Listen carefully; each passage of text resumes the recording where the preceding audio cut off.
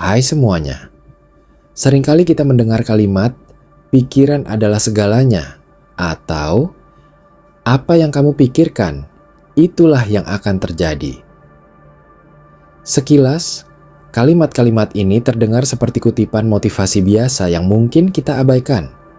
Namun, jika kita coba menyelami lebih dalam makna di baliknya, kita akan menemukan sebuah kebenaran fundamental yang sangat berpengaruh dalam setiap aspek kehidupan kita. Frasa, pikiran terkendali menciptakan realitas terkendali, bukanlah sebuah konsep mistis atau teori yang rumit. Ini adalah prinsip dasar tentang bagaimana pikiran kita, entah kita sadari atau tidak, secara terus-menerus membentuk dan memengaruhi apa yang kita alami dalam hidup. Mari kita bayangkan, setiap keputusan yang kita ambil, setiap tindakan yang kita lakukan, bahkan setiap perasaan yang kita rasakan, semuanya bermula dari sebuah proses di dalam pikiran. Sebelum kita berbicara, kita berpikir. Sebelum kita bertindak, kita merencanakan. Jadi, sangatlah logis jika dikatakan bahwa jika kondisi pikiran kita kacau, penuh dengan kekhawatiran, ketakutan, atau negativitas, maka besar kemungkinan hidup kita juga akan mencerminkan kekacauan tersebut. Sebaliknya, jika kita bisa belajar untuk mengatur dan mengarahkan pikiran kita, memilih fokus kita, dan merespons situasi dengan lebih bijaksana, kita sebenarnya sedang secara aktif membangun fondasi untuk sebuah kehidupan yang lebih teratur, lebih damai, dan lebih sesuai dengan apa yang benar-benar kita inginkan. Ini bukan tentang menghilangkan masalah atau kesusahan dari hidup, melainkan tentang bagaimana kita menghadapi dan melewati itu semua dengan kendali penuh atas diri kita. Banyak orang mungkin skeptis dan bertanya, bagaimana mungkin saya bisa mengendalikan pikiran saya? Pikiran saya itu liar, kadang melompat ke sana kemari, kadang penuh dengan asumsi negatif yang tidak jelas. Pertanyaan ini sangat valid, karena memang benar, pikiran kita itu seperti kuda liar yang energik dan butuh dilatih. Ia memiliki potensi kekuatan yang luar biasa, namun jika dibiarkan berlari tanpa arah, ia bisa saja menabrak dinding atau membawa kita ke tempat yang tidak kita inginkan. Mengendalikan pikiran bukan berarti kita harus menghentikan semua pikiran yang muncul di kepala kita. Itu adalah hal yang mustahil untuk dilakukan. Otak kita dirancang untuk terus berpikir, memproses informasi, dan menghasilkan ide. Yang bisa kita lakukan adalah memilih pikiran mana yang akan kita beri energi, pikiran mana yang akan kita kembangkan, dan biarkan tumbuh subur, dan pikiran mana yang akan kita biarkan lewat begitu saja tanpa kita tanggapi secara berlebihan. Analogi kebun sangat cocok untuk menjelaskan ini. Pikiran-pikiran negatif dan tidak produktif itu seperti gulma. Jika dibiarkan tumbuh liar, mereka akan menyerap semua nutrisi, menghalangi cahaya matahari, dan akhirnya membunuh tanaman-tanaman bermanfaat yang ingin kita tanam.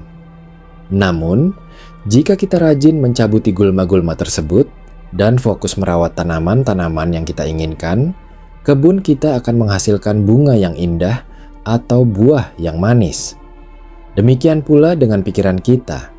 Kita perlu secara aktif mencabuti pikiran-pikiran negatif yang tidak memberikan manfaat dan secara konsisten menyiram pikiran-pikiran positif yang membangun dan memberdayakan.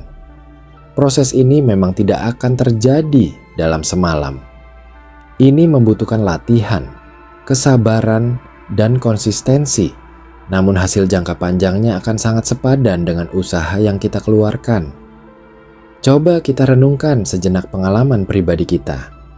Pernahkah kamu memiliki keyakinan yang sangat kuat tentang sesuatu, dan kemudian, entah bagaimana, keyakinan itu benar-benar terwujud dalam hidupmu? Atau sebaliknya, pernahkah kamu terlalu sering mengkhawatirkan sesuatu yang buruk akan terjadi, dan akhirnya ketakutan itu justru menjadi kenyataan? Ini bukanlah sekadar kebetulan belaka. Ini adalah bukti nyata bagaimana pikiran kita memiliki kekuatan yang luar biasa untuk memengaruhi tindakan kita. Dan tindakan kita itulah yang pada akhirnya membentuk realitas yang kita alami. Ketika kita terus-menerus memikirkan bahwa kita tidak akan pernah bisa mencapai suatu tujuan, pikiran kita akan mulai mencari bukti-bukti dan alasan-alasan untuk mendukung keyakinan tersebut. Kita akan cenderung tidak berani mencoba, atau jikapun mencoba, kita melakukannya dengan setengah hati, atau bahkan menyerah di tengah jalan karena sudah terlanjur yakin bahwa kita akan gagal. Akibatnya, kegagalan itu menjadi sebuah keniscayaan, bukan karena kita tidak memiliki kemampuan, tetapi karena pikiran kita sendiri telah menjadi penghalang utama sejak awal. Sebaliknya, jika kita memiliki keyakinan yang teguh bahwa kita mampu mencapai sesuatu, meskipun tantangannya terlihat besar, pikiran kita akan secara otomatis mulai mencari cara, mencari solusi, dan memotivasi kita untuk terus berusaha. Keyakinan positif itu akan mendorong kita untuk mengambil langkah-langkah yang diperlukan, mencari ilmu yang relevan, dan terus maju meskipun ada hambatan.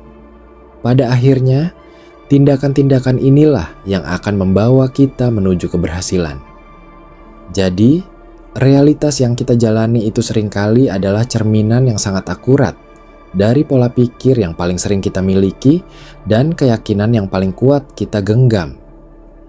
Ini adalah siklus yang terus-menerus terjadi, di mana pikiran membentuk tindakan dan tindakan membentuk realitas. Lalu, bagaimana kita bisa memulai perjalanan untuk mengendalikan pikiran kita? Langkah pertama yang paling krusial adalah kesadaran. Kita harus mulai menjadi pengamat dari pikiran-pikiran kita sendiri sepanjang hari. Pikiran kita bergerak dengan kecepatan luar biasa.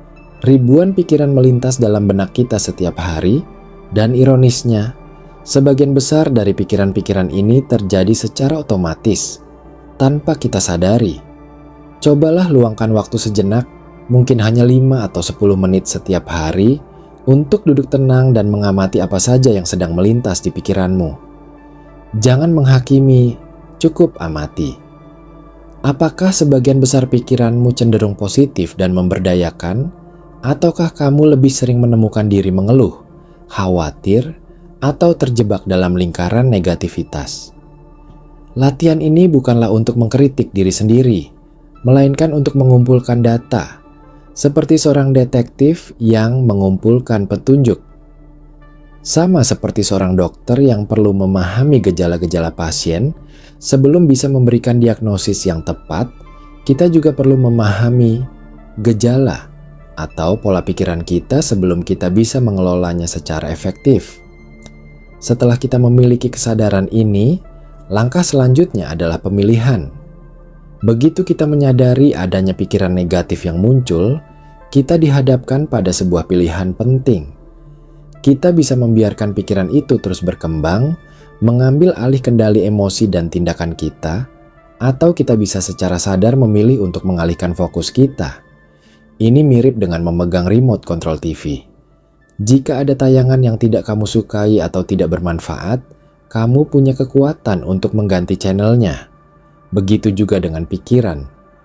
Jika ada pikiran yang tidak memberdayakan, yang hanya membuatmu cemas atau takut, kamu punya kekuatan untuk mengganti channel ke pikiran yang lebih positif, lebih konstruktif, dan lebih bermanfaat bagi dirimu.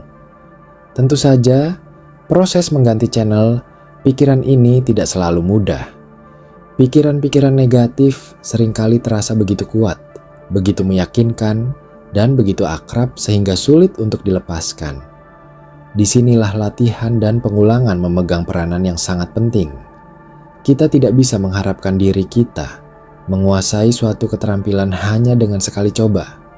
Sama seperti belajar memainkan alat musik, belajar bahasa baru, atau menguasai olahraga tertentu, kita perlu terus-menerus berlatih dan mengulang, sampai keterampilan itu menjadi bagian dari diri kita. Salah satu teknik yang terbukti sangat efektif untuk melatih pikiran adalah mindfulness, atau kesadaran penuh. Ini adalah praktik di mana kita belajar untuk sepenuhnya hadir di saat ini, mengamati apapun yang terjadi, baik di dalam diri maupun di sekitar kita, tanpa menghakimi. Dengan melatih mindfulness secara teratur, Kita belajar untuk melihat pikiran-pikiran kita datang dan pergi seperti awan di langit, tanpa harus terlalu terlibat atau melekat padanya.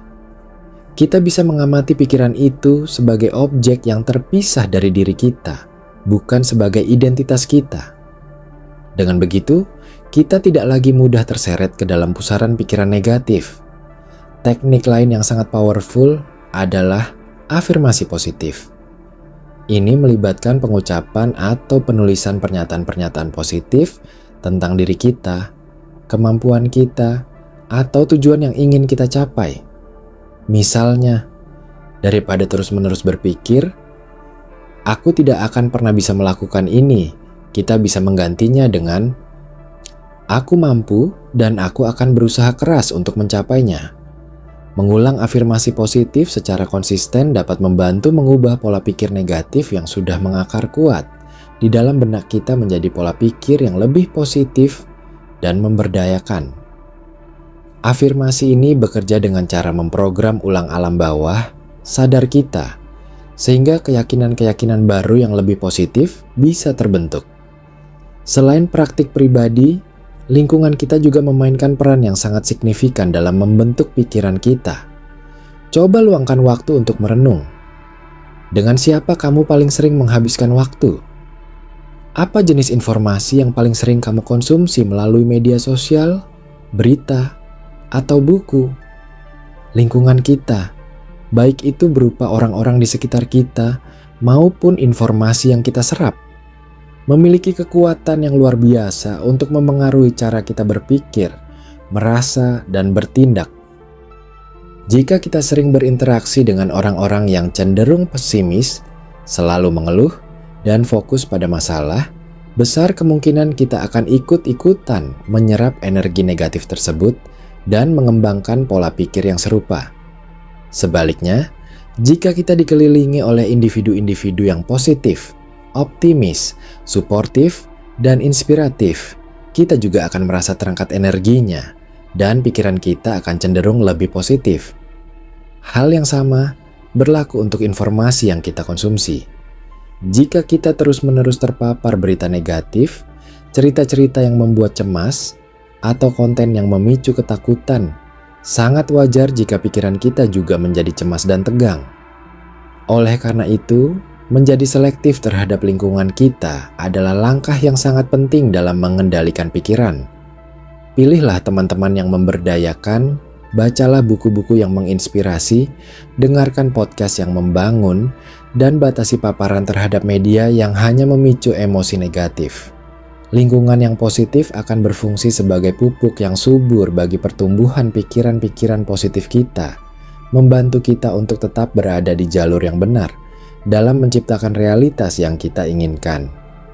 Realitas yang kita alami tidak hanya dibentuk oleh apa yang kita pikirkan, tetapi juga sangat dipengaruhi oleh emosi yang kita rasakan. Pikiran dan emosi memiliki hubungan yang sangat erat, seperti dua sisi mata uang yang tidak bisa dipisahkan. Pikiran seringkali memicu emosi, dan emosi pada gilirannya akan memengaruhi jenis pikiran yang muncul.